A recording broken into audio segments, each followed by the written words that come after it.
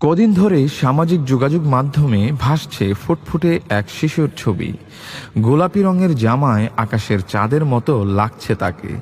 তার নাম মুনতাহা। আমাদের সকলের কোমল হৃদয়ে তার জন্য মায়া তৈরি হলো। তাকে কোথাও খুঁজে পাওয়া যাচ্ছে না। হারানো বিজ্ঞপ্তিতে ছেয়ে গেল চারিদিক। সবাই দোয়া করছে, সহযোগিতা করছে, যেন ফিরে পাওয়া যায় মুনতাহাকে। কিন্তু না, আমাদের সকলের হৃদয় মন চূর্ণ বিচূর্ণ করে আজ ভোরে একটি সংবাদ ছড়িয়ে পড়ে। বাসার পাশে একটি ডোবা থেকে উদ্ধার করা হয়েছে মুনতাহার অর্ধগলিত লাশ। দেখে কোনোভাবেই চেনার উপায় নেই এই যে সে মুনতাহা, যার চাঁদের মতো ছবিটি আমাদের মনে গেঁথে আছে। আরও দুঃখের বিষয় হলো, মুনতাহাকে যে হত্যা করেছে সে তাকে প্রাইভেট পড়াতো এবং পাশাপাশি তাদের বাড়ি।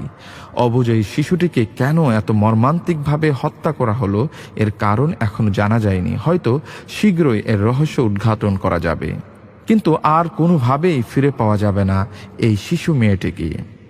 সিলেটের সহকারী পুলিশ সুপার অলোক কান্তি শর্মা বলেন, মুনতাহা নিখোঁজের ঘটনায় গতকাল রাতে জিজ্ঞাসাবাদের জন্য প্রতিবেশী মার্জিয়া আক্তারকে থানায় নিয়ে যায় পুলিশ। মেয়েকে আটকের পর মার্জিয়ার মা মনে করছিল পুলিশ হয়তো এতক্ষণে সব জেনে গেছে।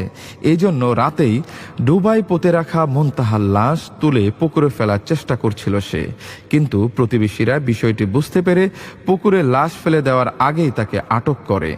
পরে খবর পেয়ে পুলিশ ঘটনাস্থলে গিয়ে লাশ উদ্ধার করে এবং মার্জিয়ার মা আলিফ জানকে গ্রেফতার করে।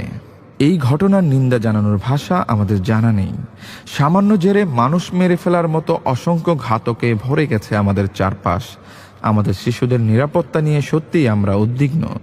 একজন প্রাইভেট শিক্ষকের কাছে যদি তার ছাত্রী নিরাপদ না থাকে, তাহলে এই সমাজ ব্যবস্থা কোথায় গিয়ে দাঁড়িয়েছে আমরা কি একবার ভেবে দেখেছি? শিশু মুনতাহার হত্যার সর্বোচ্চ শাস্তি দাবি করছি। মহান আল্লাহ তার পরিবার পরিজনকে ধৈর্য ধারণের তৌফিক দান করুন, আমিন।